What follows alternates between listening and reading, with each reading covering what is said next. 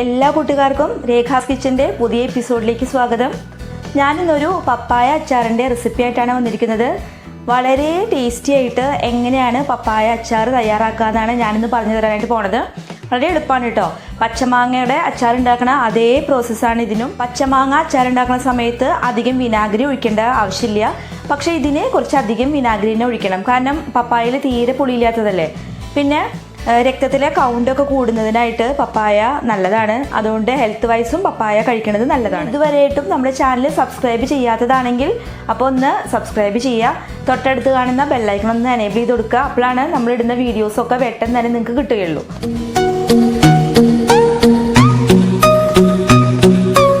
പപ്പായ അച്ചാർ തയ്യാറാക്കാനായിട്ട് ഒരു ചീനച്ചട്ടിയിലേക്ക് 3 ടേബിൾ സ്പൂണോളം നല്ലെണ്ണ ഒഴിച്ചു കൊടുക്കുകയാണ്. നമ്മൾ ഇന്ന് നല്ലെണ്ണയിലാണ് അച്ചാർ തയ്യാറാക്കുന്നത്. അച്ചാർ എപ്പോഴും നല്ലെണ്ണയിൽ തയ്യാറാക്കിയാലാണ് നല്ലൊരു ടേസ്റ്റ് കിട്ടുക. ഇനി ഇതിലേക്ക് ഒരു 1.5 ടേബിൾ സ്പൂൺ കടുക് ചേർത്ത് കൊടുക്കുകയാണ്. ഒപ്പം തന്നെ ആവശ്യത്തിന് വറ്റൽമുളകും കൂടി ചേർത്ത് കൊടുക്കുന്നുണ്ട്.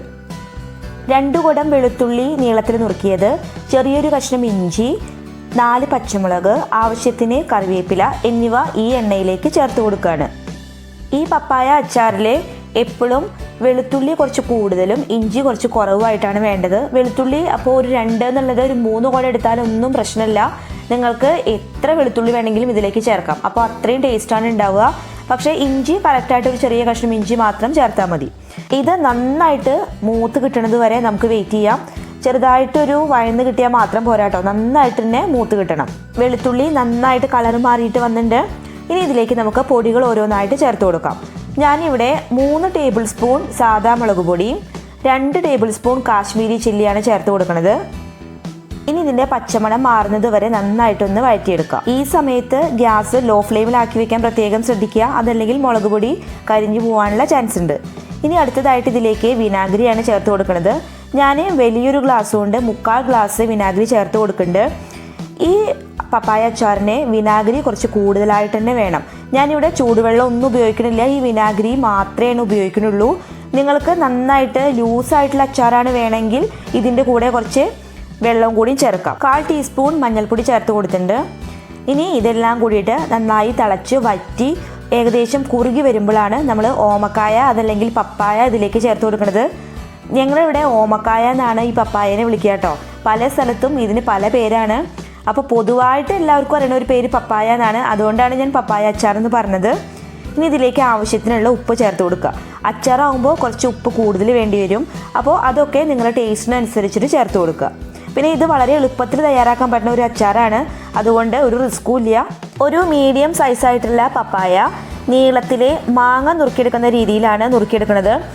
ഈ അച്ചാറിനും മാങ്ങയുടെ അതേ ടേസ്റ്റാണ്. മാങ്ങച്ചാറിൻ്റെ ഏകദേശം അതേ ടേസ്റ്റുള്ള അച്ചാറാണ്. വിനാഗിരി തിളച്ച് കുറുകി കിട്ടിയിട്ടുണ്ട്.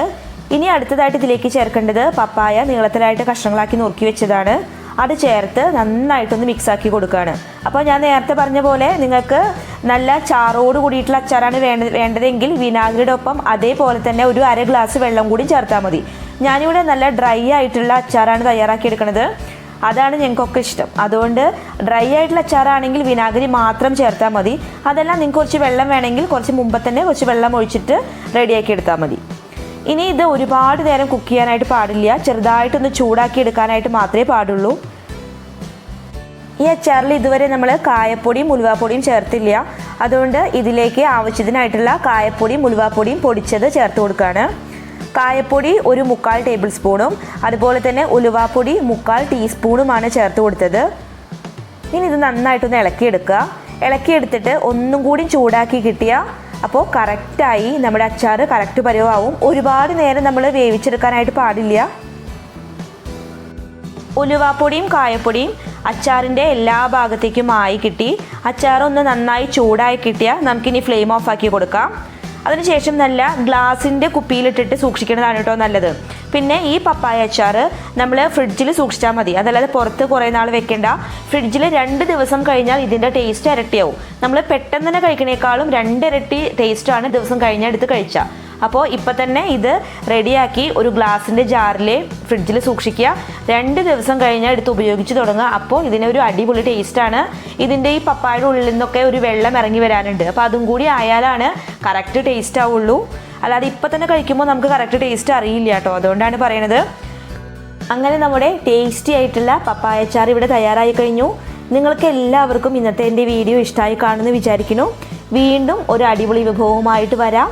അതുവരേക്കും നന്ദി, നമസ്കാരം. Thank you for watching.